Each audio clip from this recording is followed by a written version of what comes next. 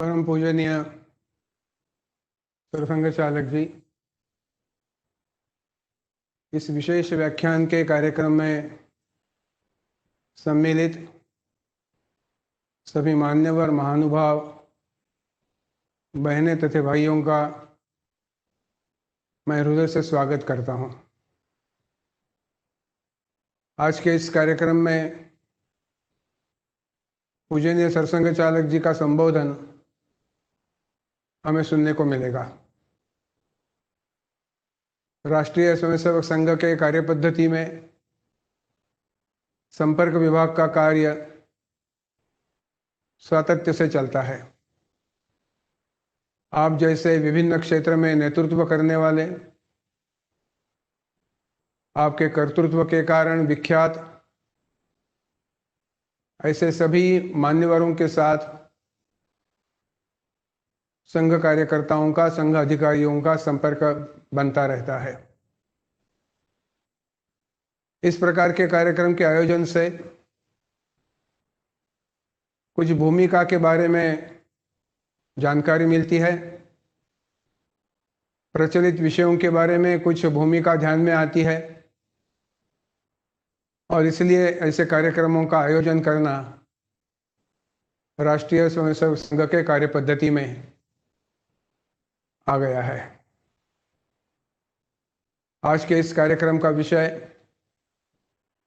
वर्तमान परिदृश्य में, वैश्विक परिदृश्य में भारत की भूमिका। विषय व्यापक है, अर्थात पूजनीय संघ चालक जी इस विषय का पूरा ब्यौरा आपके सामने रखेंगे। कार्यक्रम के प्रारंभ में संघ के माननीय सरकार्यवाह भैया जी जोशी जी प्रास्ताविक रूप में एक निवेदन आपके सामने रखेंगे। मैं उनसे प्रार्थना करता हूं कि इस प्रास्ताविक भाष्य को हमारे सामने रखें। माननीय भैया जी जोशी। राष्ट्रीय स्वयंसेवक संघ के निमंत्रण पर इस कार्यक्रम में उपस्थित सम्मिलित सभी श्रेष्ठ महानुभाव बहनों तथा भाइयों, आज एक विशेष कार्यक्रम का आयोजन राष्ट्रीय स्वयंसेवक संघ ने किया है। हम सब जानते हैं कि भारतीय चिंतन में सारा विश्व एक परिवार के रूप में हम मानते आए हैं। वसुधैव कुटुंबकम का भाव मन में रखकर सारे विश्व के संदर्भ में हम लोग सोचते आए हैं। यह चिंतन समय समय पर अलग अलग महापुरुषों के द्वारा, मनीषियों के द्वारा प्रकट होता आया है। विश्व के मंच पर सभी प्रकार के मानव समूह अथवा देश अथवा समाज विकसित होती है और अपने एक दायित्व का निर्वहन करते हुए विश्व के कल्याण के लिए विचार करते हैं। भारतीय चिंतन में तो विश्व कल्याण की ही कामना की गई है। जब हमने सारे विश्व को एक परिवार माना, तो परिवार जब होता है तो न संघर्ष होता है, न विवाद होते हैं। यही भावना लेकर और भारत हजारों वर्षों से अपना आचरण, अपना व्यवहार करता आया है। और इसलिए सब प्रकार के मानव समूह को अपने अपने शैली से, अपने पद्धति से जीवन यापन करने का अधिकार नहीं, ऐसे सभी प्रकार के पद्धतियों का हम लोग सम्मान करते आए हैं। यह अपनी एक विशेषता है। परंतु अगर इस प्रकार का दायित्व निर्वहन करने वाला भारत अगर आवश्यक है, तो उसकी एक प्राथमिक आवश्यकता है कि यह देश उस प्रकार के निर्वहन करने की क्षमताओं का बना रहेगा, तभी यह हम दायित्व अपना निर्वहन कर सकते हैं। हम जानते हैं कि अपने समाज में कई प्रकार की आज की वर्तमान स्थिति में कुछ दुर्बलताएं अवश्य आ गई हैं। छोटी छोटी संकुचितताओं को लेकर समाज में विघटन अवश्य हुआ है। यह व्यवहारिक धरातल पर कभी कभी दिखाई भी देता है और हम सबका यह प्रयत्न आवश्यक रहता है कि हम ऐसी सब प्रकार की दुर्बलताओं को समाप्त करते हुए, संकुचितताओं को समाप्त करते हुए ऊपर उठकर समस्त केवल भारत के लिए नहीं तो विश्व के संदर्भ में और सोचने वाला यह देश या समाज और बने, यही इसकी एक आवश्यकता है। और इस आवश्यकताओं को पूर्ण करते हुए एक स्वस्थ समाज जीवन खड़ा हो। आज कई प्रकार के शब्दों का हम सुनते हैं। एक आत्मनिर्भर भारत की ओर देश अब बढ़ रहा है। एक स्वावलंबी देश बनने की दिशा में हम लोग चल रहे हैं। एक सब प्रकार की असुरी शक्तियों को दुर्बल करते हुए और इस विश्व की सज्जन शक्ति सब प्रकार से और अपने दायित्व का निर्वहन करने वाली बने। इस प्रकार की सज्जन शक्ति केवल भारत में ही नहीं तो सारे विश्व में और निर्माण होने की आवश्यकता है, खड़ी होने की आवश्यकता है। इसके परिणाम स्वरूप छोटे छोटे सामान्य देश, छोटे छोटे समूह भी स्वाभिमान और सम्मान के साथ जी सके, यही हम सबकी अपेक्षा रहती है। और इसलिए आवश्यक है कि यहाँ का सामान्य जन से लेकर भिन्न भिन्न प्रकार की क्षमताओं को रखने वाले जन सब एक होकर और अपने देश के संदर्भ में अपने चिंतन को सामने रखकर एक समर्थ शक्ति के रूप में खड़े रहे। अपने देश में अनपढ़ है, पढ़े लिखे लोग हैं, निर्धन है, धनवान है, बुद्धिमान है, सब प्रकार की क्षमताओं का परिश्रम करने वाला, जीवन जीने वाला ऐसा वर्ग है। बड़े बड़े नगरों में रहने वाले, उद्योग करने वाले हैं, तो कृषि करने वाले किसान भी इस देश के अंदर है और कृषि में श्रम करने वाले ऐसा मजदूरों का वर्ग है। दूर दराज के पहाड़ियों में रहने वाला हमारा जनजाति बंधु है। ये सब इस देश की शक्ति है और इस देश की शक्ति को जागरूक करते हुए और एक सशक्त समर्थ भारत का निर्माण होगा। इस दिशा में हम सब लोग प्रयत्नशील।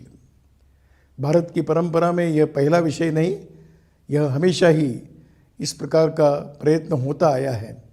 आज भिन्न प्रकार की सुविधाओं के कारण यह काम थोड़ा आसान हुआ है, परंतु सहज नहीं, परिश्रम करना पड़ेगा। सब प्रकार की अपनी छोटी छोटी दुर्बलताओं को समाप्त करना होगा, अपने मन की उदारता को प्रकट करना होगा और ऐसी सज्जनों की शक्ति संगठित होकर चलनी पड़ेगी।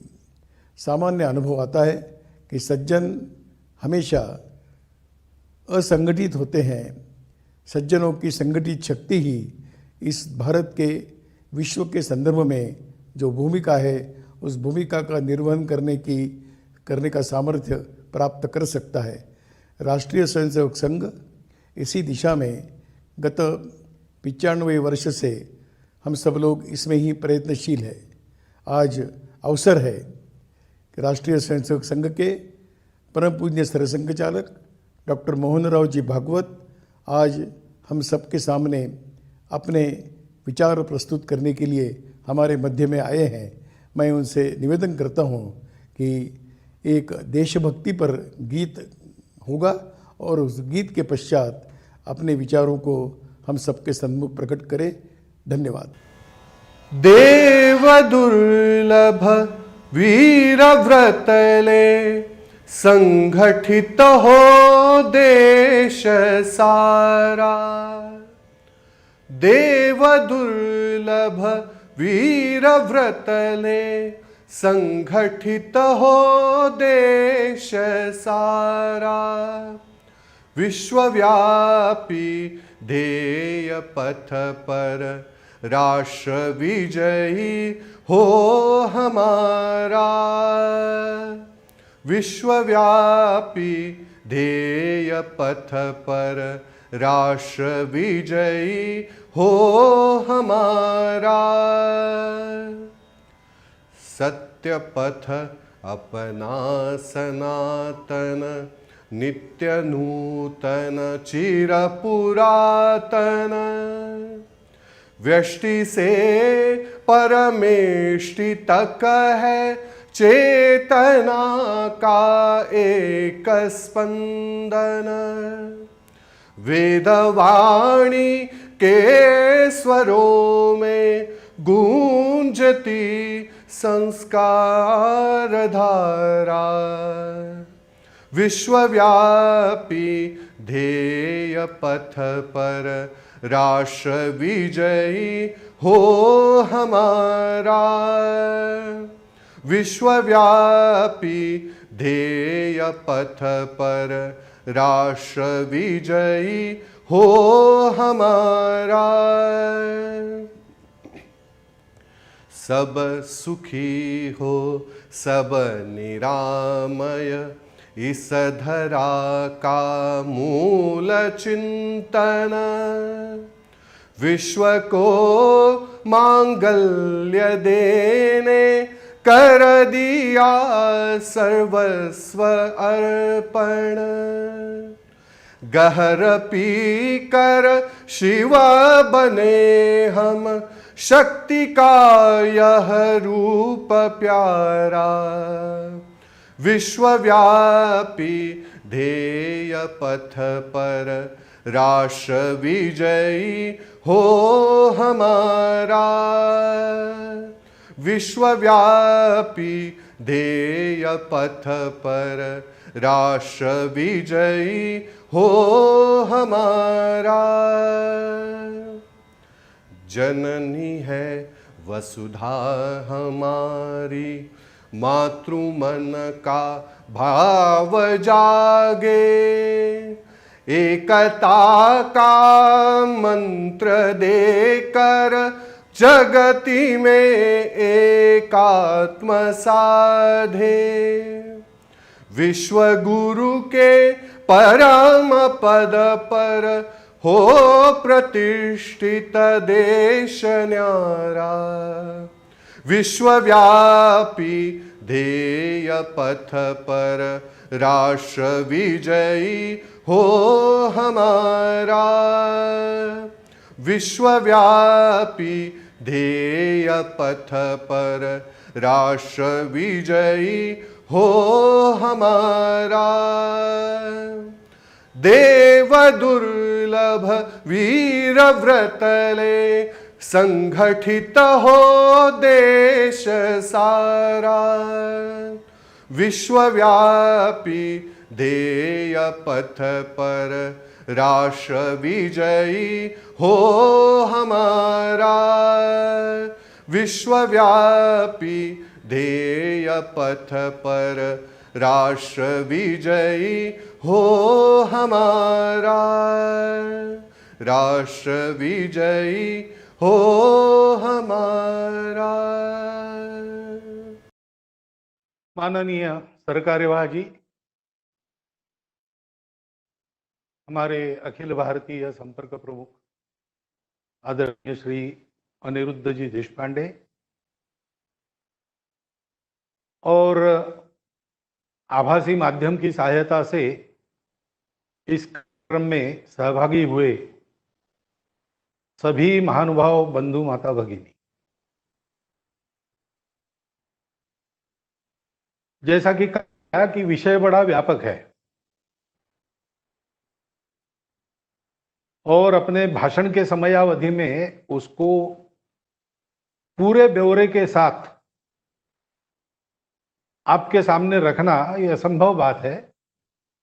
वास्तव में ये एक लंबे और सतत कुछ दिनों के अनेक क्षेत्रों से आने वाले अनेक व्यक्तियों के चिंतन का विषय है।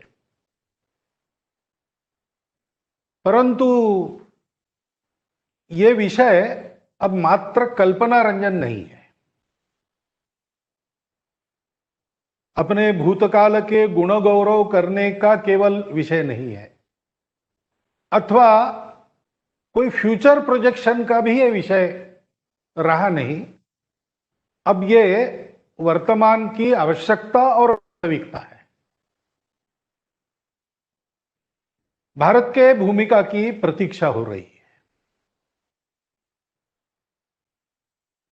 और आज से नहीं, बहुत पहले से लोग ऐसा कहते रहे। मैं पूरा उद्धरण नहीं बताऊंगा, उसका भावार्थ बताऊंगा, क्योंकि बहुत से लोगों ने उसको सुना होगा। अर्नोल्ड टॉयनबी ने और ये कहा है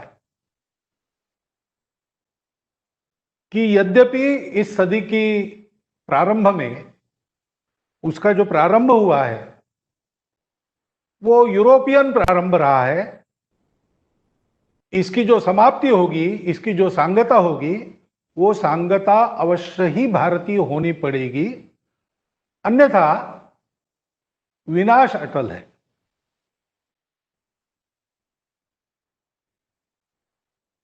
तो हाल के दिनों में, बहुत वर्षों से, बहुत दशकों से हम स्वतंत्र हो गए, उसके बहुत पहले से विश्व को भारत के भूमिका की प्रतीक्षा है। परंतु इस समय का भी महत्व है। पहली बात तो यह है कि अब हम में जागृति है। विश्व में हमारी कुछ भूमिका है, ये हम कहते तो रहे हैं,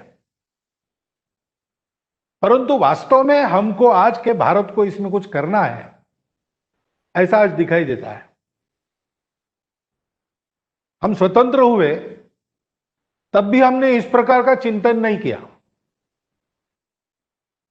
नव स्वतंत्र भारत का विश्व के जीवन में क्या स्थान रहेगा, का योगदान रहेगा, ऐसा कोई हमारा विजन डॉक्यूमेंट हमने तैयार नहीं किया। न ही इसकी बौद्धिक क्षेत्र में कुछ चर्चा हुई, क्योंकि उस समय तो ऐसा माना जाता था कि हम लोग क्या करेंगे, हम तो अभी विकसनशील राष्ट्र हैं। लेकिन आज हम में यह विश्वास जागा है। हर एक राष्ट्र का एक प्रयोजन होता है, ऐसा स्वामी विवेकानंद कहते थे। वो कहते थे कि जैसे रोम का प्रयोजन था कि उस समय के संपूर्ण विश्व के सामने एक मिलिट्री माइट का उदाहरण खड़ा करना, वो उसने खड़ा कर दिखाया, उसके अस्तित्व का प्रयोजन समाप्त हो गया और रोम भी समाप्त हो गया। ऐसे राष्ट्र अवतीर्ण होते हैं इस सृष्टि के जीवन को आगे बढ़ाने के लिए, उसका जो जीवन उद्देश्य है उसका प्रयोजन सफल करते हैं और सफल होने के बाद चले जाते हैं। परंतु वो कहते थे कि भारत का प्रयोजन विश्व के लिए सदा आवश्यक प्रयोजन है। समय समय पर दुनिया को वो आधार देने के लिए भारत का उत्थान होता है, और वो समय आया है, भारत को जागना है। वो कहानी भी बताते थे। एक शेर का बच्चा, उसके माता को शिकारी ने मार दिया, तब गडरियों के हाथ लगा। दयावश वो अपने साथ उसको ले गए और उसको अपने भेड़ों के झुंड में उन्होंने पाल पोस कर बड़ा किया। बकरी का दूध पी पी के बड़ा हुआ वो बच्चा बकरियों के साथ ही जंगल में जाता था और अपने को बकरी समझ के ही रहता था। और वो बकरियां भी उसके साथ भी जैसे आपस में करती है, ठेले ठेली करती थी। एक दिन शिकार के इरादे से उस जंगल में एक शेर आ गया और उसने आश्चर्य देखा कि रोज जो बकरियों का झुंड यहां चरने के लिए आता है उसमें एक शेर भी है, जवान शेर है, और बकरियां उससे डरती नहीं, उसको धक्के मारती है। तो ये क्या मामला है, इसका पता लगाने के लिए दहाड़ कर उसने अपना रुख उस झुंड की ओर किया तो सारी बकरियां भागने लगी। वो बकरियों में पला शेर भी भागने लगा। इसने झपट्टा मार के उसी का कान पकड़ा और पूछा कि क्यों भैया तुम भाग क्यों रहे हो, मेरे से बात करो। तो थर थर कांपने लगा, महाराज गलती हो गई, मैं फिर अपराध नहीं करूंगा, मुझे जीवदान दो। तो ये जंगल वाले शेर के ध्यान में आ गया कि इसको तो पता ही नहीं ये शेर है।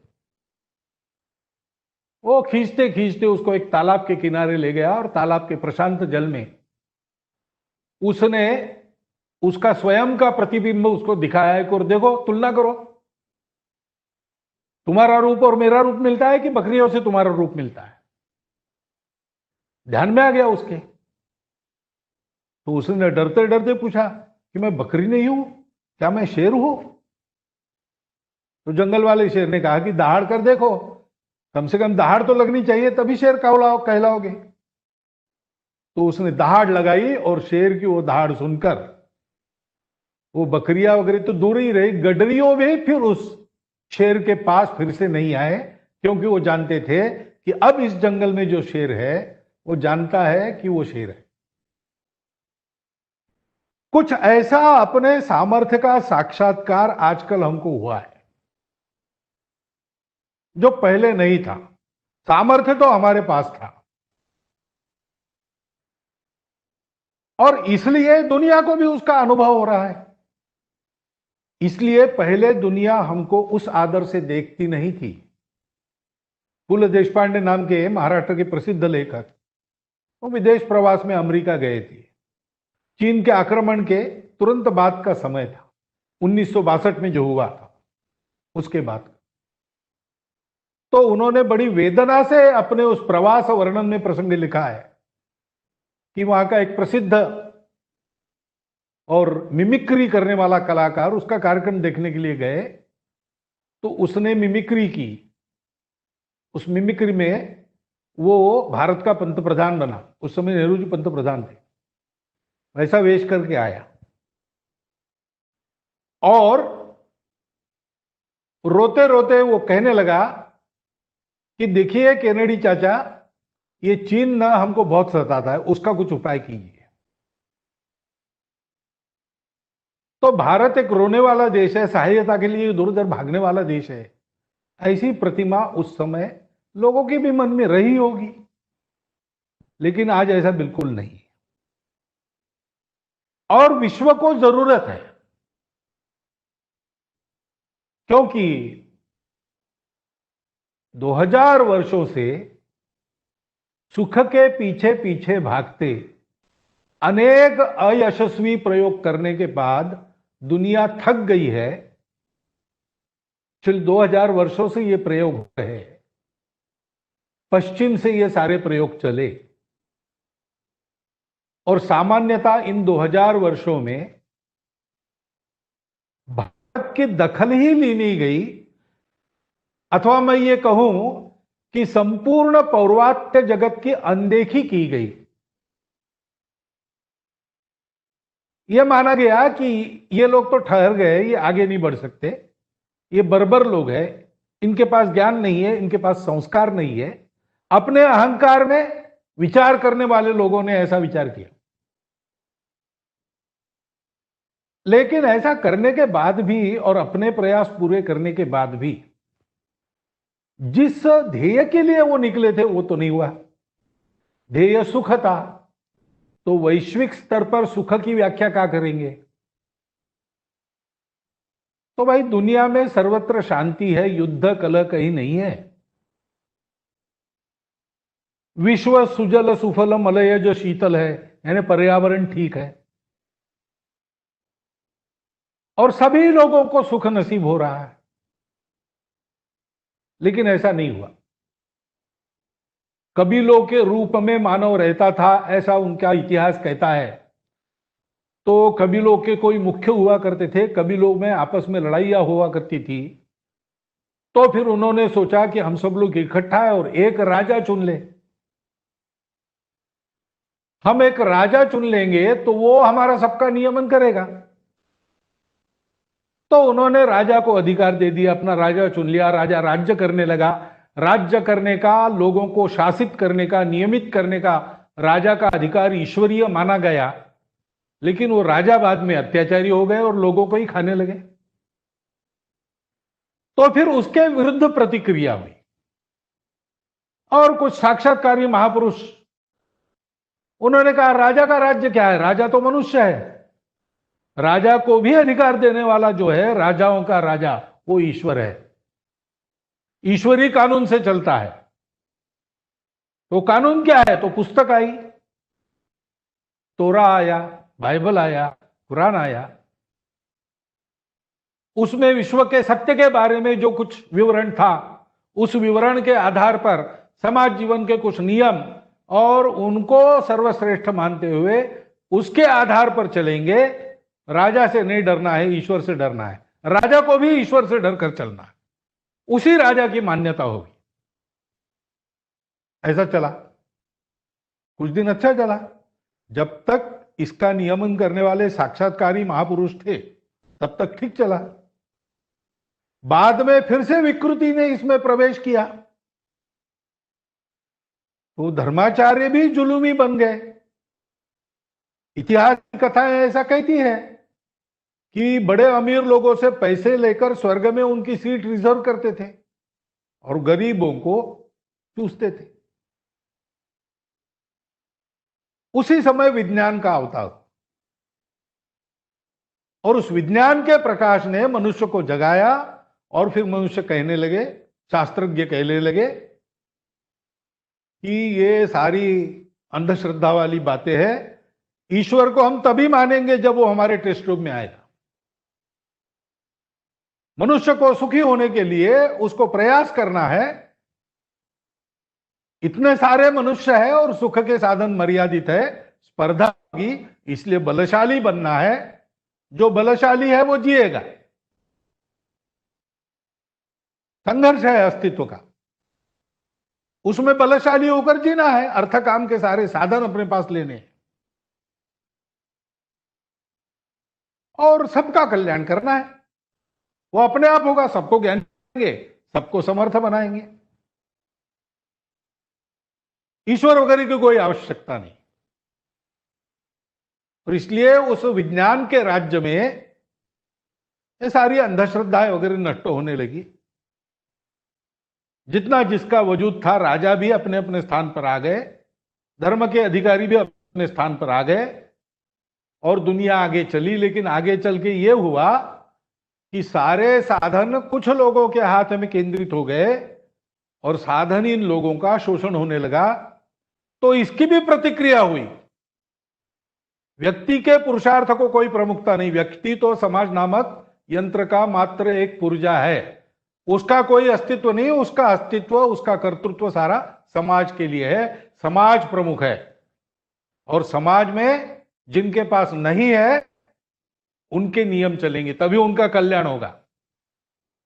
क्योंकि ईश्वर वगैरह नहीं है तो भलमनसाहत का भी कोई आधार नहीं, नीति का भी कोई आधार नहीं है। ये मान के चला जाएगा कि मनुष्य भी एक पशु है, पशु है तो वो सबको दमित करेगा, सब पर अपना अधिकार स्थापित करेगा। तो अधिकार अगर जिनके पास कुछ नहीं है उनके पास है तो न्याय होगा, नहीं तो नहीं होगा। और सर्वहारा की हुकुमशाही का और समाजवाद का सिद्धांत लेके दुनिया आगे चली। कुछ अच्छी बातें उसमें भी हुई, परंतु आगे चल के ध्यान में आया कि ऐसा चल नहीं सकता। और फिर सारे विचारों को छोड़कर एक ही विचार रहा, विशेषकर दूसरे महायुद्ध के बाद। विचारधारा वगैरह को तिलांजलि देना, उसके बारे में बोलते तो रहना, कोई ना कोई विचार बोलना, विचार के आधार पर हम सब कर रहे हैं ऐसा कहना। लेकिन असली बात तो है पावर, और पावर के लिए माइट। तो अर्थ शक्ति, सैन्य शक्ति और उसके आधार पर संपूर्ण दुनिया पर अपना प्रभुत्व, अपनी कल्पना के अनुसार, और बाद में कल्पना भी छोड़ दी, अपने स्वार्थ के लिए सारी दुनिया का उपयोग। ऐसे ही अब तक चला। और हमने देखा कि दो ध्रुव उत्पन्न हो गए, एक तरफ अमेरिका, एक तरफ रशिया। उनके आपस में युद्ध तो प्रत्यक्ष नहीं, क्योंकि द्वितीय महायुद्ध के हानि को देखकर अपने भूमि पर युद्ध होना नहीं है, तो दूसरे देशों को शस्त्रास्त्र देकर उनमें युद्ध, प्रभाव को घटाना, प्रभाव को बढ़ाना, आर्थिक क्षेत्र में, अन्य क्षेत्रों में देश के मानस पर प्रचार से कब्जा करना, कोल्ड वॉर नाम की एक नई युद्ध की विधा हमने देखी। आधुनिक इतिहास में नहीं है, लेकिन यहां इसको मंत्र युद्ध कहा गया है, शीत युद्ध आजकल कहते, वो हुआ। और उसमें अमेरिका यशस्वी हुई और सोवियत यूनियन परास्त हो गई। संपूर्ण विश्व पर एक छत्र महाशक्ति अमेरिका बन गई। और इसलिए वो लगा कि बस अब इतिहास समाप्त हो गया, आगे नहीं बढ़ेगा, अब ऐसे ही चलने वाला है। अपने अहंकार में सब लोगों को ऐसा लगा कि हाँ बिल्कुल ठीक बात है, अब तो पाश्चात्य वर्चस्व, अमेरिका के वर्चस्व में ही सब चलेगा। लेकिन ऐसा नहीं हुआ, उनको वापस आना पड़ा, क्योंकि विश्व को सुखी करने की बात तो दूर है, परंतु इस विश्व को एक भी नहीं रख सके। अपने देश में भी संतोष पूरा ला नहीं सके। इस दौर में अनेक भाषाएं समाप्त हो गई, अनेक सभ्यताएं समाप्त हो गई, विविधता का ह्रास हुआ, पर्यावरण की हानि हुई, संपूर्ण विश्व के कल्याण की कामना सूख कर रह गई। इतनी ही मैक्सिमम गुड, मैक्सिमम पीपल, और वो भी मैक्सिमम यानी कुछ थोड़े से देश। एक वाक् प्रचार चलता था, साउथ यानी विश्व के दक्षिण गोलार्ध के सारे देश जो साधनों में, प्राकृतिक साधनों में और बड़े अमीर है, लेकिन सब प्रकार से अनुन्नत, और उनके साधनों का उपयोग करते हुए मुट्ठी भर जनसंख्या के लिए दुनिया के सारे साधन और लगाने वाला ये प्रगत देशों का वर्ग। और उसके बीच भारत जैसे देश जो विकसित होने के लिए प्रयास कर रहे हैं। ध्रुव एक ही अमेरिका, लेकिन ये चला नहीं।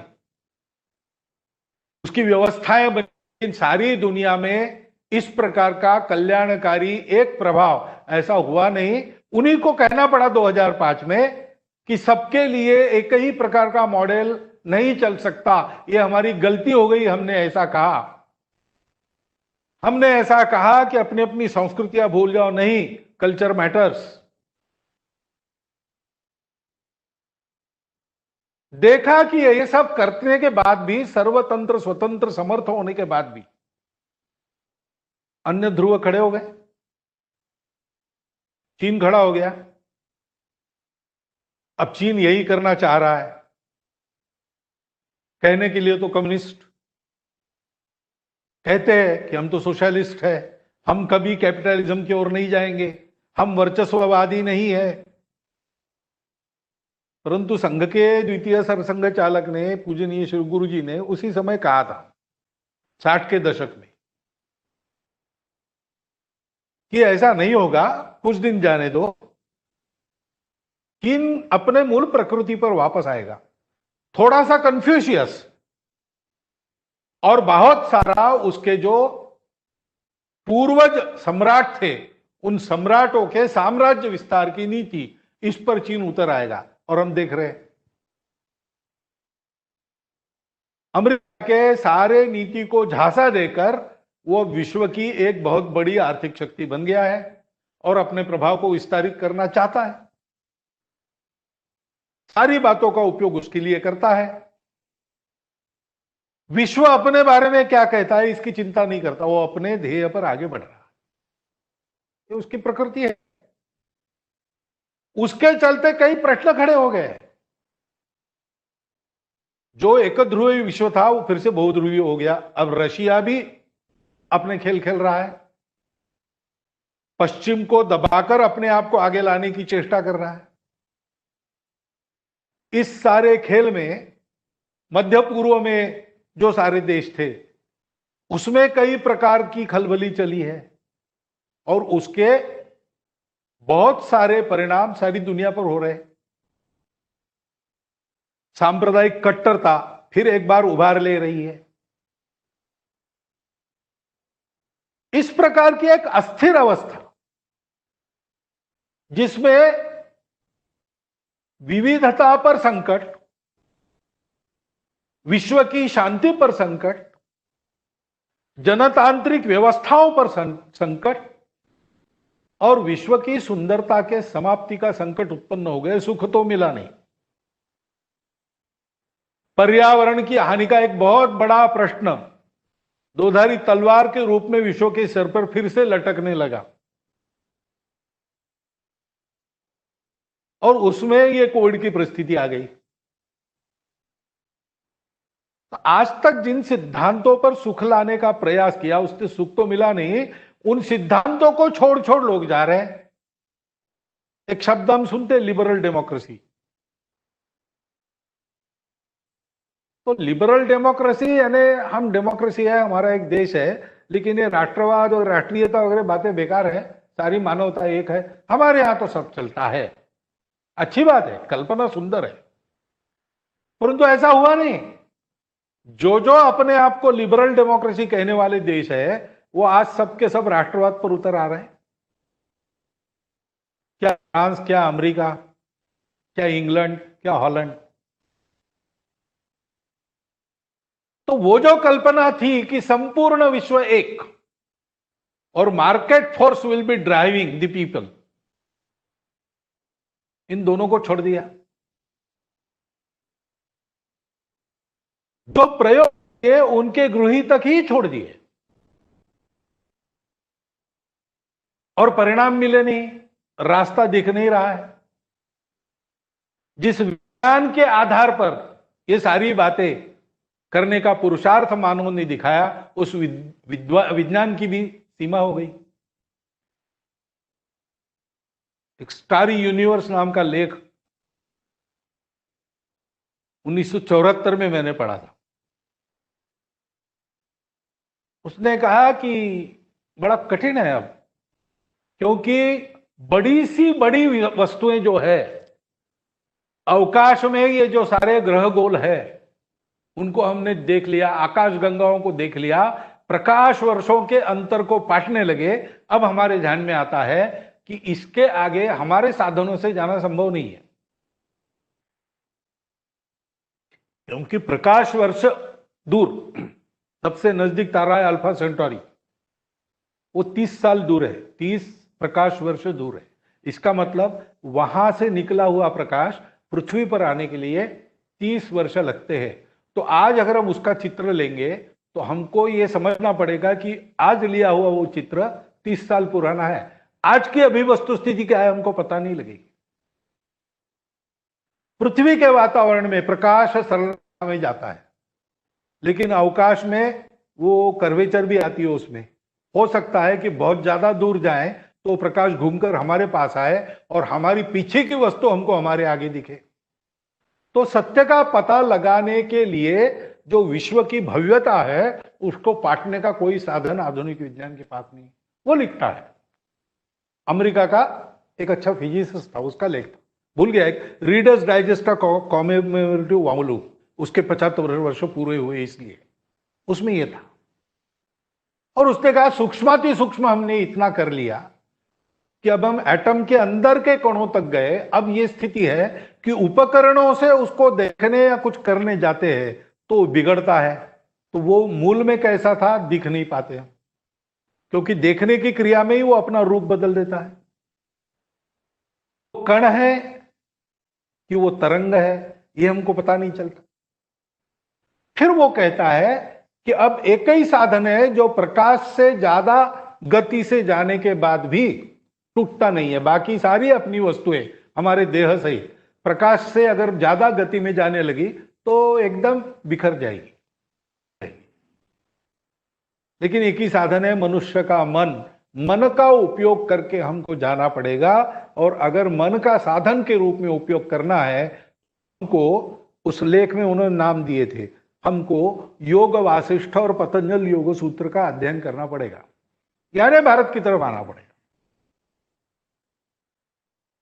आजकल लोग कहते हैं कि इतने विविध प्रकार की डाइवर्सिटी भारत लेके चल रहा है, लेकिन विश्व में ही जो सारे कट्टरपंथ के परिणाम दिख रहे वगैरह वगैरह, तुलनात्मक दृष्टि से भारत इससे बहुत सुरक्षित है। कारण क्या है?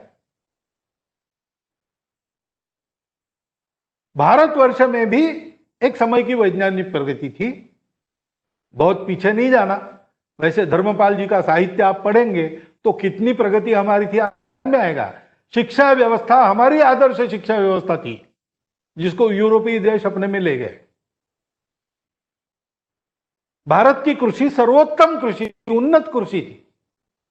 लेकिन ऐसी कई बातें हमने अपने देश में मानक के रूप में प्रस्थापित करके दिखाई। एक तरह से दुनिया के केंद्र में भारत रहा, लेकिन पर्यावरण की कोई समस्या हमको नहीं आई। ऐसी कई बातें अब लोगों को दिखने लगी है, और इसलिए वो विचार करते हैं कि हमारी गलती कहां हो गई। ये जो सारा उत्पात चल रहा है उसमें दुनिया भर के चिंतक सोच रहे हैं। अब ये जो वर्णन मैंने किया तो सब कुछ मटिया मेट हो गया, ऐसा अर्थ नहीं उसका। इन सारे पुरुषार्थों में से मनुष्य कुछ कदम आगे बढ़ा है, लेकिन जहां जाना है वहां जाने के लिए कुछ न कुछ कमी अपने पास है, इसका भान भी सबको हुआ है।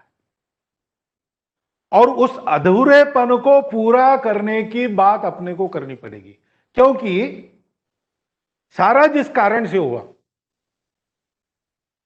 पंथ संप्रदाय मनुष्य को शांत बनाने वाले, प्रेममय बनाने वाले होने चाहिए। कट्टर बनाने वाले कैसे हो जाते हैं? क्योंकि पंथ संप्रदाय ये स्पिरिचुअलिटी का डोमेन है। स्पिरिचुअलिटी पश्चिम में मटेरियलिज्म के पूर्ण विरुद्ध। उसको साथ में चलाने के लिए उस आत्मभान के हित को शरीर मन बुद्धि के सुख के हित के साथ भी जोड़कर चलाने वाला तत्व उनके पास नहीं है।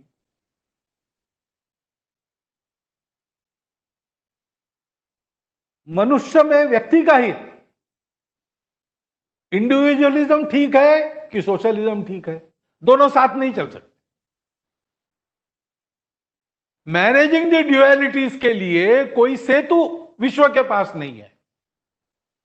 हमारे पास वह सेतु है, परंपरा से है, और उसी के आधार पर दुनिया के सारे प्रश्नों का उत्तर हमको निकालना पड़ेगा।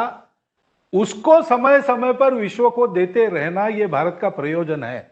भारत की भूमिका क्या है आज के वैश्विक परिदृश्य में? भारत को कंट्रीब्यूट करना है, लेकिन क्या कंट्रीब्यूट करना है भारत को? भारत को कंट्रीब्यूट करना है ये जोड़ने वाला तत्व। जो सारी विविधता इतनी एक दूसरे से दूर क्यों परस्पर विरोधी लगे, उनको भी जोड़ने वाला तत्व देता है। उसको हमारे यहां कहते धर्म। मैं धर्म कह रहा हूं, आप उसको रिलीजन, पूजा, वर्शिप इस अर्थ में, पंथ संप्रदाय के अर्थ में बिल्कुल मत लीजिए, क्योंकि धर्म वो नहीं है। धर्म के अनेक पहलुओं में एक छोटा सा पहलू वो हो सकता है, परंतु ये धर्म क्या है हमारे यहां बताया है, ये सबको जोड़ता है, यानी मनुष्यों को आपस में जोड़ता है, संपूर्ण मानवता को सृष्टि के साथ एक कुटुंब बनाता है।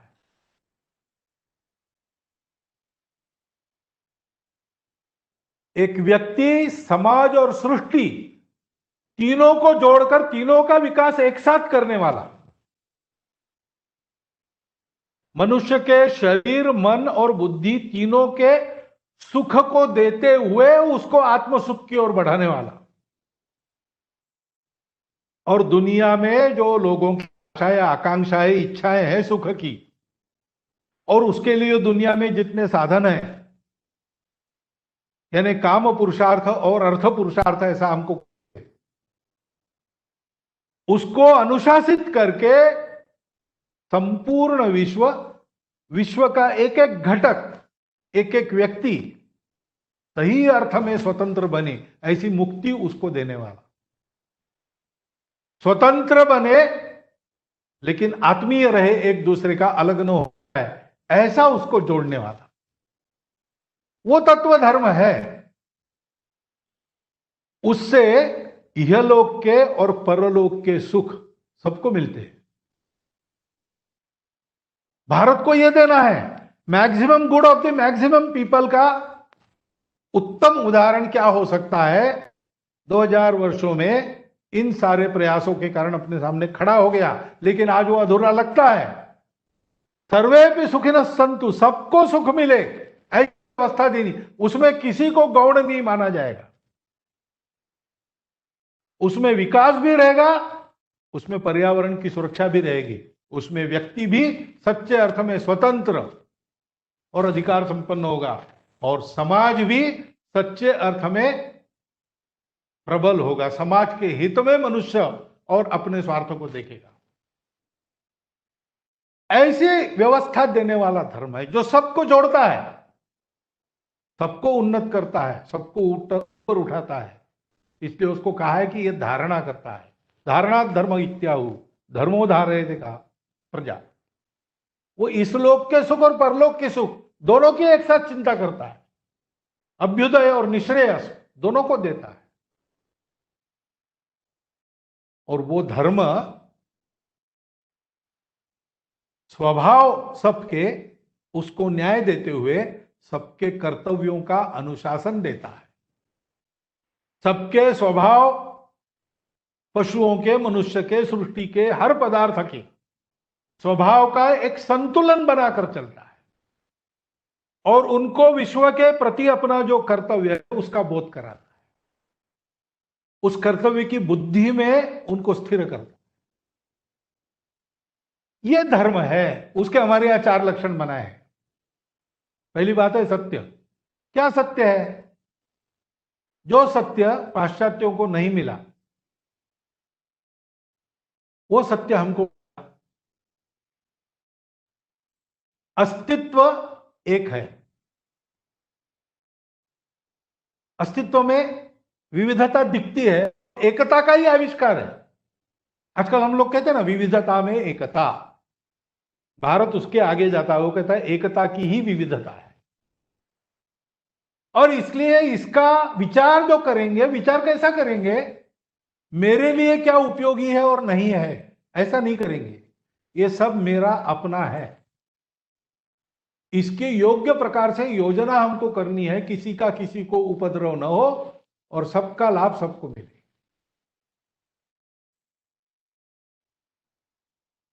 ऐसा सिखाने वाला वो सत्य है। विश्व में सर्वत्र सब एक है। वो एक क्या है? आत्मा है क्या? ईश्वर है क्या? चेतन है कि जड़ है? विद्वानों के देखने का विषय है। देखने वाले की दृष्टि जैसे वैसे दिखता है, इसलिए एक विप्राह बहुधा वदंती, उस वर्णन को लेकर झगड़ा मत करो, मान्यता को लेकर झगड़ा मत करो, पूजा को लेकर झगड़ा मत करो। ये सारा ये जो मार्ग है, पंथ है, संप्रदाय है, पूजा है हमारी, हमको उस एकता का भान करा के हम में प्रेम आत्मीयता उत्पन्न करने के लिए है। वो देखो, एकांत में जरूर साधना करो जिससे उस एकता का साक्षात्कार हो, और लोकांत में लौकिक जीवन में ऐसा जियो कि सबके लिए तुम्हारा जीवन काम आए, तुम्हारे विकास से पूरी दुनिया का विकास हो। जो जितना अधिक उपयोगी वो उतना महान। केवल स्वयं के लिए जिया तो क्या जिया? अपने परिवार को सुख में रखा तो हम कहते हैं अच्छा कर्तव्य दक्ष आदमी, अपने सारे कर्तव्य पूरे किए। गांव के लिए उपयोगी है, गांव कहता है कि हमारे गांव का आधार है। देश के लिए तो देशभक्त इस नाते उनका गौरव होता है, हम उनके नाम सुनते हैं, हम उनकी मूर्तियां बनाते हैं, राष्ट्रों को नाम देते हैं। संपूर्ण विश्व अपना मानकर जीने वाले, मराठी में वो कहा है ना, हे विश्वची माझे घर, ऐसी जयाची मती स्थिर, किंबहुना चराचर आपणची दान। ये विश्व ही मेरा घर है, सारा चराचर मैं ही हूं, ऐसी भावना से जो जीता है उसको हम साष्टांग प्रणिपात करते, उसको ईश्वर का रूप मानते। ऐसा जीवन देना है उस धर्म का आधार, जिसमें सबका सुख खाएगा, सब में परस्पर प्रेम रहेगा, सब शक्ति संपन्न रहेंगे, सब साधन संपन्न रहेंगे, सब अपने मन की करने को स्वतंत्र रहेंगे, लेकिन करेंगे नहीं क्योंकि सब अपने हैं, इसलिए कोई संघर्ष नहीं रहेगा। और आपस में संघर्ष नहीं रहेगा, सृष्टि से संघर्ष नहीं रहेगा, तो प्रदूषण से भी मुक्ति मिल जाएगी। सारी दुनिया चलेगी बाजार के आधार पर नहीं, सौदे के आधार पर नहीं, स्वार्थ के आधार पर नहीं। तुम्हारा मुझे मेरा तुमको क्या उपयोग है ये हम नहीं सोचेंगे, हम सोचेंगे वसुधैव कुटुंबकम, ये सारा मेरा परिवार है। मेरी क्षमताओं का पूर्ण विकास करके मैं इस सृष्टि को पूर्ण बनाऊंगा। ऐसा हमको चलना पड़ेगा। और इसलिए उस मूल्य का व्यवहार को सारे विश्व में लाना, आज हम जो सोच रहे हैं, यानी जिस प्रचलन में चल रहे हैं, उसमें बदल आएगा। सबको हम एक मानेंगे, अपना मानेंगे। हम मानेंगे ऐसा है इसलिए कि सारी दुनिया का जो है वो केवल मेरे लिए नहीं है, वो सबके लिए है। और ये सारे मेरे और परिवार के लोग हैं, तो इन सबको मिले उसके बाद मैं खाऊं। जैसे माता विचार करती है घर में, ईशावास्यमिदं सर्वम यत्किंचम जगत्याम जगत न त्यक्ते न भुंजी था मां गृधत कसे सिद्ध। अपने आप मेरा जो काम है, मेरी कामनाएं हैं, उस पर मैं संयम से बरतूंगा। स्टार्क मटेरियलिज्म के कारण ये जो कंज्यूमरिज्म आया है, उसके चलते दो दोष आए, उस दोषों से हम बचेंगे। राष्ट्र के स्तर पर भी विचार करेंगे, तभी हमारी नीति ऐसी होगी। और इसलिए अधिक से अधिक प्राप्त करना एक व्यक्ति के नाते पूर्ण उन्नति, और उसका उपयोग जनहित के लिए करना। 2 हाथों से कमाओ और 1000 हाथों से बांटो, ये अपने परंपरा की आज्ञा है, जो भारत के पास है पहले से। ऐसे अनेक लोग हैं जिन्होंने कितनी संपत्ति कमाई, लेकिन वो विश्व के कल्याण के लिए की, नाम नहीं किया अपना, स्वयं सादगी से रहे। भारत के लखपति उनके बड़े बड़े विशाल भवनों के लिए परिचित नहीं थे, उन्होंने किए हुए दान के लिए परिचित। हमारे यहां कमाने वाला बड़ा नहीं था, हमारे यहां बांटने वाला बड़ा था। उस विचार को लेकर हमको, और सारे हमारे अर्थ कामनाओं की जो नीति है, सारा जो तंत्र है, उसकी पुनर्रचना करनी पड़ेगी। वो पुनर्रचना होगी तो देंगे, जो होगा उसका उपयोग सबके लिए। विद्या का उपयोग विवाद के लिए नहीं, ज्ञान बढ़ाने के लिए। बल का उपयोग गुंडागर्दी करने के लिए नहीं, हम ताकतवर होंगे, दुर्बलों की रक्षा करेंगे। धन प्राप्त करेंगे तो दान करें। इस प्रकार के एक विचार के आधार पर इस संपूर्ण विश्व के कमियों को दूर करते हुए बहुत कुछ अच्छा हुआ है, उसको बरकरार रखते हुए नूतन रूप उसको थोड़ा सा देना पड़ेगा, उसको जोड़ना पड़ेगा और आगे बढ़ाना पड़ेगा। ये जिनके पास धर्म है वो कर सकते। भारत के पास धर्म है, भारत धर्म देगा, लेकिन केवल विचार नहीं होगा, ये प्रत्यक्ष करके दिखाना पड़ेगा। तो उसका तफसील निश्चित करना पड़ेगा हर क्षेत्र में। और यहां इस बौद्धिक वर्ग का प्रयोजन ध्यान में आता है। ये विचार मैं जो आपको बता रहा हूं, संघ की दृष्टि है, लेकिन इस पर चर्चा है और कोई फाइनल डिक्टेट नहीं। संघ में भी हम ऐसा कहते हैं, तो इस पर चर्चा होकर क्या करना है, क्योंकि कई बार ऐसा कहते हैं, we will cross the bridge when we will come to it. Now we have come to the bridge. अभी तक ये केवल दिग्दर्शक बातें थी, कभी होगा नहीं होगा पता नहीं था, बोलने में कोई दिक्कत नहीं थी। लेकिन अब इसके आधार पर हर एक क्षेत्र में अनुभव लेने पड़ेंगे, प्रयोग करने पड़ेंगे, उसका विश्लेषण करके, चर्चा करके पहले अपने देश को हम इस प्रकार खड़ा करके दिखाएं। क्योंकि हमको दिखाना कैसे है, हमको लादना नहीं है। हमको अपने पंथ संप्रदाय को सर्वत्र प्रचलित करने के लिए विश्व दिग्विजय लड़के नहीं करना है, खून की नदियां नहीं बहानी है। जोर जबरदस्ती लालच से लोगों को जबरदस्ती उनके मूल से काटकर परिवर्तित नहीं करना है। हमको आदेश है कि ये सब आपको जो करना है दुनिया को देना है। कैसे देना है? स्वम स्वम चरित्रं शिक्षेरम। हमको अपने अपने उदाहरण को खड़ा करना, अपने देश के उदाहरण को खड़ा करना है। हमको आज के ज्ञान विज्ञान का जो कुछ काल सुसंगत और अर्थपूर्ण ज्ञान है वो सारा स्वीकार करके अपने परंपरा की सारी आवश्यक बातों को, कमियों को पूरा करने वाली बातों को उसमें भर के एक देश के, समाज के सामूहिक जीवन का एक प्रतिरूप खड़ा करना पड़ेगा। और इसका ठेका नहीं दिया जाता। हम मानते हैं कि इसको करेंगे कोई हमारे नेता लोग करेंगे, ऐसा नहीं है। ये समाज का पुरुषार्थ होता है और इसलिए समाज का नेतृत्व करने वाले आप जैसे सभी प्रभावशाली लोग, आप जैसा करेंगे वैसा समाज बनेगा, वैसा देश बनेगा। सरकार देश नहीं बनाती, देश सरकार बनाता है।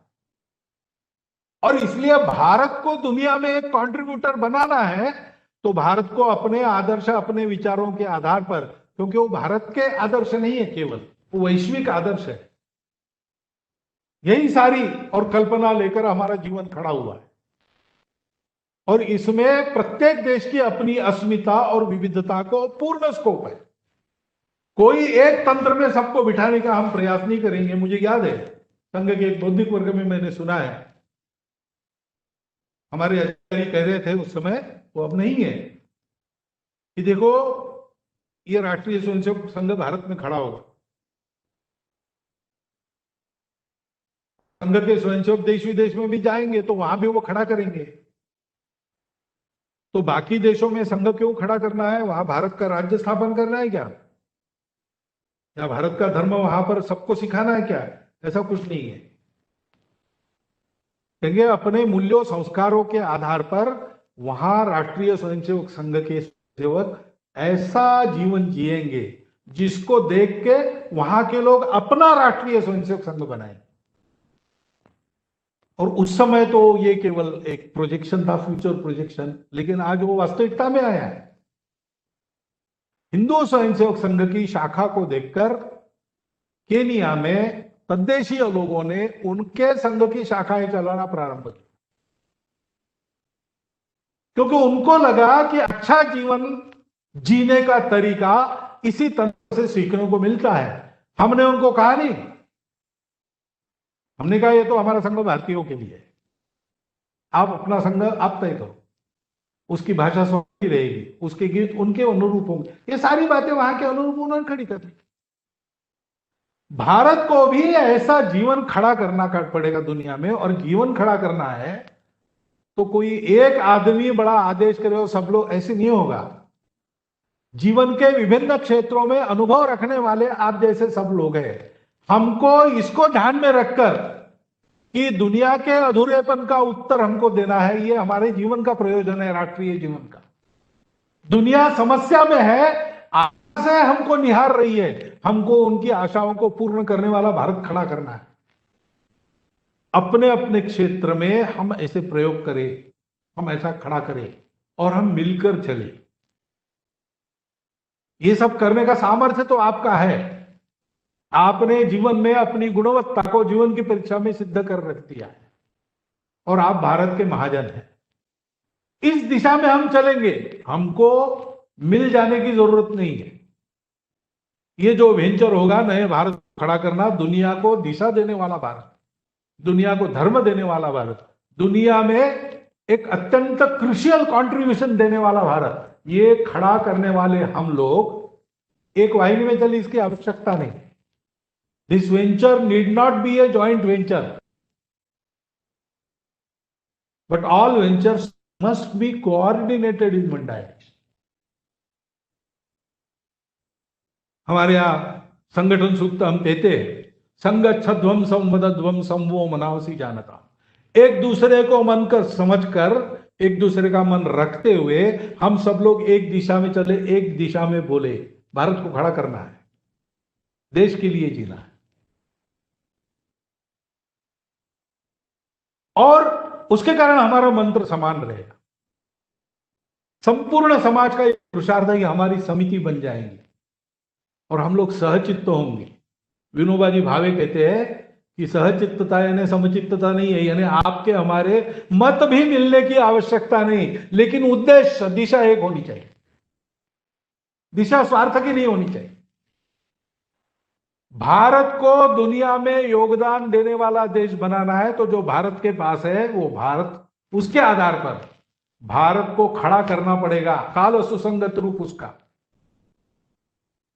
और उसके उदाहरण से सारी दुनिया सीखेगी। उस उदाहरण को अपने अपने देश के अनुसार एडाप्ट करके अपने अपने देश में खड़ी करेगी। उसमें सहायक बनना पड़ेगा। हमको अपना हृदय लेके जाना पड़ेगा, अपनी सेना या अपना खजाना लेके नहीं जाना पड़ेगा। भूभाग नहीं, शत शत मानव के हृदय जीतने का, क्योंकि वो सब अपने हैं। ऐसे हम चले, इसकी आवश्यकता रहेगी। और उसके लिए हमको इस प्रकार एक दिशा में कदम मिलाते हुए बात करके चलना पड़ेगा। जो जो काम करना पड़ेगा उसके लिए योजना बनानी पड़ेगी। और इसलिए सब क्षेत्रों में इस प्रकार एक साथ भारत की कीर्ति बढ़ाने वाले और संपूर्ण दुनिया को समस्याओं से छुटकारा देने वाले उदाहरण करेगा। उदाहरणार्थ एक अपनी जैविक खेती है, खेती करना, जमीन से लेना, लेकिन जमीन को ऊसर होने नहीं देना। जमीन से लेना, भरपूर लेना, अन्नम बहुपूर्वी, लेकिन अन्न को विषमुक्त नहीं होने देना। जमीन, पानी, हवा को विषमुक्त नहीं होने देना। ये कैसे करना, ये तरीका हमारे पास है। आज कृषि विज्ञान फिर से जैविक खेती की ओर आ रहा है, जो हमारी परंपरागत पद्धति। हमको भी अपने यहां के कृषि विज्ञान की रचना उस आधार पर बनानी पड़ेगी। किसान ये करेगा, उसके आधार पर यशस्वी होकर बनाएगा तो अपने आप सरकार की नीतियों में आएगा।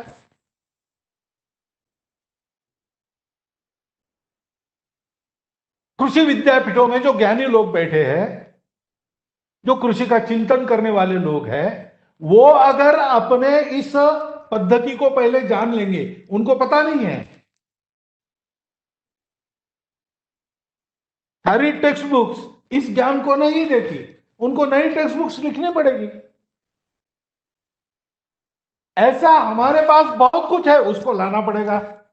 आज की दुनिया में भी बहुत कुछ है, उसको लेना पड़ेगा और इसका एक कल्याणकारी रूप खड़ा करना पड़ेगा। ये उद्यम अपने अपने क्षेत्र में हम सबको खड़ा करना पड़ेगा। उसके लिए सारा जो तंत्र है शासन का, प्रशासन का, उसको सेंसिटिव करने का काम भी हमको करना पड़ेगा। लंबा रास्ता है, लेकिन एक एक कदम आगे बढ़ाने से पहुंच जाएंगे, क्योंकि दुनिया को दूसरा पर्याय नहीं और हमारी शक्ति है। हमको उसका थोड़ा थोड़ा अनुभव हो रहा है, तो हम आज दुनिया में एक मान्य देश बन गए। हम उस पूरी शक्ति का विनियोग करते अपने देश को इस प्रकार आगे बढ़ाएंगे तो संपूर्ण दुनिया के लिए तारणहार बनने वाला एक नया विचार, उस विचार के आधार पर आचरण का एक नया तंत्र, हर क्षेत्र में उस विचार के आधार पर एक नया मानक हम लोग दे सकते हैं। हमको देना चाहिए, इसका संकल्प हम सबको करना चाहिए। मुझे लगता है कि इस दृष्टि से, विचार से लेकर सारी बातें हमको भी पढ़ना पड़ेगा, हमको भी अवगाहन करना पड़ेगा। हमारे पास क्या क्या है, दुनिया से लेने लायक क्या क्या है, उसके दुनिया में परिणाम क्या हुए, हमारे यहां क्या हुए, कौन से परिणाम विहित है ताकि हम उनको स्वीकार करें, कौन से नहीं चाहिए ताकि वो परिणाम लाने वाले बातों को हम छोड़ दें। ऐसा स्वाध्याय करना पड़ेगा। हमको उसके आधार पर अपना जीवन खड़ा करना पड़ेगा। मेरा अपना जीवन खड़ा करना पड़ेगा, मेरे अड़ोस पड़ोस में और जो कुछ है उसका जीवन खड़ा करना पड़ेगा, मेरे देश का जीवन खड़ा करना पड़ेगा। और हम सबको कोऑर्डिनेटेड वे में चलना पड़ेगा। उसके लिए संपर्क संवाद हमारा बना रहे, कल्पनाओं का आदान प्रदान होता रहे, एक दूसरे के प्रयोगों में सहायता हो, एक दूसरे के प्रयोगों का संज्ञान हम ले, जो जो ठीक है, अच्छा है, यशस्वी है, उसका प्रचार हम करें, श्रेय के झंझट में हम न पड़े। ये संपूर्ण मानवता के त्राण के लिए भारत का श्रेय होगा। भारत को भी उस श्रेय की परवाह नहीं, होगा तो होगा, नहीं तो नहीं होगा। कि वसुधैव कुटुंबकम की वृत्ति है, वसुधा मेरा कुटुंब है, उसको बचना है, उसको बचाना है। ऐसा हम चले, ऐसे चलना, यही हमको करना पड़ेगा। और इसलिए आज बड़ा संयोग है, पिछले बार मैंने एक बात की थी, वो अक्षय तृतीया पर की। आज मैं बात कर रहा हूं, आज त्रिपुरी पूर्णिमा है। ऐसा कहते हैं कि तारकासुर नाम का राक्षस था, उसके 3 पुर बने थे। शिव जी ने उस पुर को, तीनों पुरों को आज के दिन नष्ट किया और उस राक्षस से विष्णु को बचाया। त्रिपुर जलाते हैं। अब तारकासुर का नाश करने वाले शिव जी थे, यानी पवित्र थे, निस्वार्थ बुद्धि के थे। विश्व को बचाने के लिए हलाहल को भी अपने कंठ में धारण करने की उनकी मानसिकता और उनकी शक्ति थी, और उन्होंने वो 3 पुर जलाए। हम भी ऐसे शिव बने, संपूर्ण विश्व के कल्याण की भावना और भारत के परम वैभव की कामना मन में लेकर हम निस्वार्थ बुद्धि से अपने अपने क्षेत्र में ऐसे प्रयास खड़े करने में जुट जाए। हम अपने आत्महीनता का, आत्मगौरवहीनता का पहला पुर उसको जला दें। हम अपने आत्मगौरव को प्राप्त करें, आत्मविश्वास को प्राप्त करें। हम अपनी अकर्मण्यता, आलस, नकारात्मकता, इसका बना हुआ दूसरा पुर भी जलाए और सकारात्मक होकर हम करते हैं, इस आत्मविश्वास से करने लगे। वो ये नहीं करता, वो नहीं करता, सबब बनाना छोड़ दे, जो है वो करना है, और करने के लिए रास्ता भी मुझे बनाना है। पायोनियर स्पिरिट, उस स्पिरिट से हम काम में लगे और आपस के संघर्ष, मतभेद, उसमें से उपजे मनभेद, एक दूसरे के विविधताओं के अनादर में से निकली हुई कट्टरता, उसमें से एक दूसरे के प्रति उपजा हुआ भय, इन सारी विघटितताओं के लक्षणों को हम छोड़ दें। इन 3 पुर वाले तारकासुर को हम जलाने का संकल्प, उसके लिए शिव बनने का संकल्प आज ले और अपना उद्यम प्रारंभ करें, तो भारत को हम दुनिया का कंट्रीब्यूटर बना सकते हैं। क्योंकि भारत कंट्रीब्यूटर रहा है, उसके फिर से एक बार कंट्रीब्यूटर होने की आवश्यकता है। भारत की भूमिका आने वाली दुनिया में बहुत महत्वपूर्ण है, क्योंकि जो नए नए और शक्तियां नई नई उभर कर विश्व में आ रही, उसमें सबको विश्वास देने वाली, अभय देने वाली, आश्वस्त करने वाली शक्ति केवल भारत की शक्ति है। अन्य शक्तियों से लोग भय खाते हैं, उनके बारे में आश्वस्त नहीं है। उन शक्तियों सहित सबके मन में विश्वास है कि भारत अगर आगे आता है और नेतृत्व करता है तो हमारा कल्याण हो, और इसलिए उनके इस विश्वास को सार्थ करने वाला शिवत्व हम धारण करें, भारत में उत्पन्न करें, और अपने पुरुषार्थ से और एक नया मानक, नई परिभाषा, नए मूल्यों की व्यवस्था दुनिया को दे। आने वाले समय में विश्व में भारत की यही महत्वपूर्ण भूमिका रहेगी। जैसा मैंने कहा कि इसका तांत्रिक तफसील एक भाषण में हो नहीं सकता, एक पहलू पर भी बोलना है तो भी 7 दिन की व्याख्यानमाला चाहिए, तज्ञ लोगों की गोष्ठी चाहिए, तब इसका पूरा चित्र आता है। लेकिन एक दिशा तो हम विचार कर ही सकते हैं, उसका चिंतन हम करें, कृति प्रारंभ करें। इसलिए और आपके सामने एक विषय वस्तु का मोटा मोटा ब्यौरा केवल मैंने आज रख दिया है, उसके आधार पर आप सभी विचार करें, ये मेरी प्रार्थना है। इस प्रार्थना के साथ ही आपका धन्यवाद देता हुआ मैं अपनी 4 शब्द समाप्त करूं।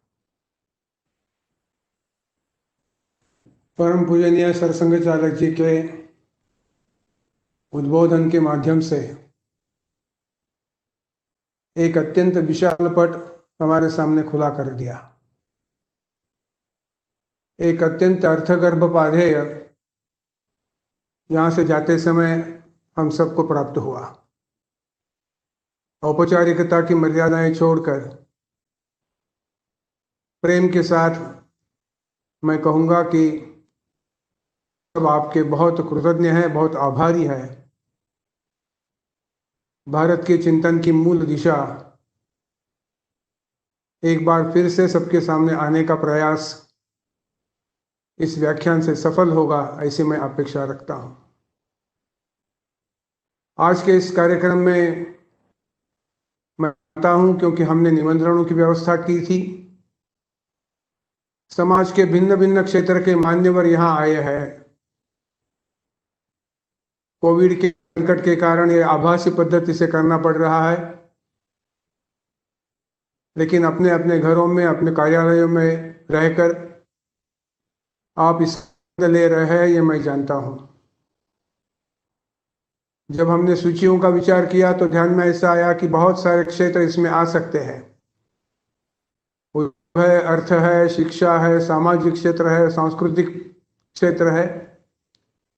ऐसे सभी क्षेत्रों से मान्यवर महानुभाव यहाँ इस कार्यक्रम के लिए बड़ी उत्सुकता के साथ सहभागी हुए हैं। मैं उन सब से अपेक्षा करता हूं बहुत विनम्रता से कि जिस प्रकार की आगे चलने वाली कामों की दिशा हमें प्राप्त हुई है, उसमें आपका सहभाग, आपका नेतृत्व, आपका प्रारंभ हमें मिलता रहेगा, ऐसा विश्वास मैं व्यक्त करता हूं। आप सभी ने समय निकालकर इस कार्यक्रम में आपको स्वयं को सम्मिलित किया। मैं जानता हूं कि बहुत सारे लोगों को और भी इसमें आना था, समय अभाव के कारण सबसे संपर्क नहीं हुआ। मैं उनके प्रति क्षमा प्रार्थी हूं।